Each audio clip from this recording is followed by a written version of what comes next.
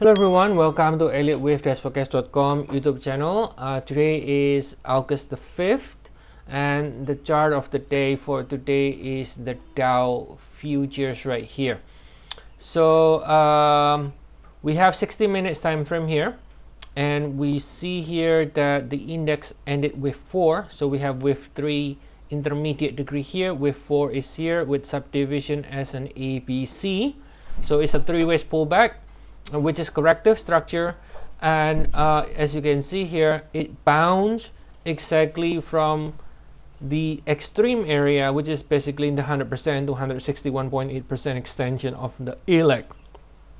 Okay, so what happened now is that a couple of things we can observe from here is the idea that the pullback so far still is a corrective pullback, which is kind of suggesting that we still can see another leg up, because if it is not if it is more bearish than we think, then this would have been a 5-ways down with a 1.61 extension on the with 3 and 4 and a 5. But the fact that it bounced, starting to rally and ending this cycle when there is only 3 ways pullback and bouncing from the 100% extension area, again the data so far is pointing to the idea that we can still see one last push higher to finish with 5.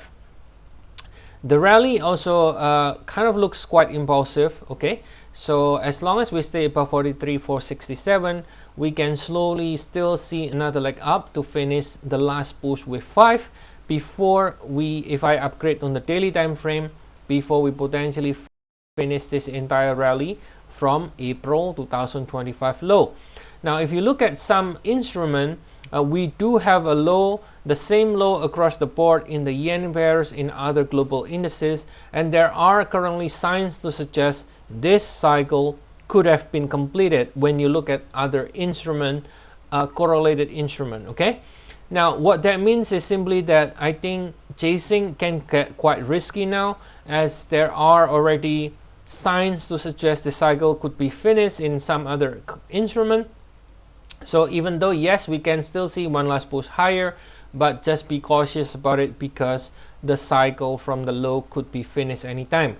Now we could potentially still fail to extend to new high in this case and reverse again, and in that case will become a bigger double correction, right? Will become a bigger double correction. So if we do get another reversal lower, let's say, then that will make it a little bit too big now as part of the same cycle. Then perhaps if that happens, this cycle is really finished and we are already starting to correct this entire cycle in a bigger correction in the indices. But so far, again, that's why it is important to trade, as we've been saying all the time to the members, always trade at the extreme area, which is basically in the 100% extension area, because if you did not trade it here and you're trying to trade it right now, you're basically trading in an area where a lot of things can happen. If you trade it here, then you will have a better probability of some sort of reaction, which you saw the reaction now, and that reaction allows you to create risk-free position by moving your stop loss, let's say, to your entry level or taking partial profit. But if you didn't do it back then and you try to do every single move, every single swing, everywhere, that is when the problem comes, because at this point, unless it can break above the peak, we could actually do what we call a double correction like this and become a bigger pullback, and then the count will change, and then the cycle could be finished, for example, and then we might have started the bigger pullback.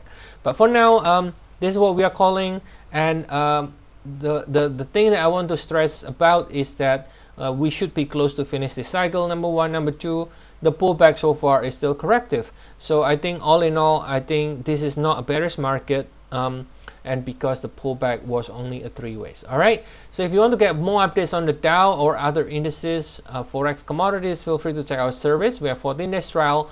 The link is provided in the description of the video. So I'll see you all again next time, and have a nice day to you all.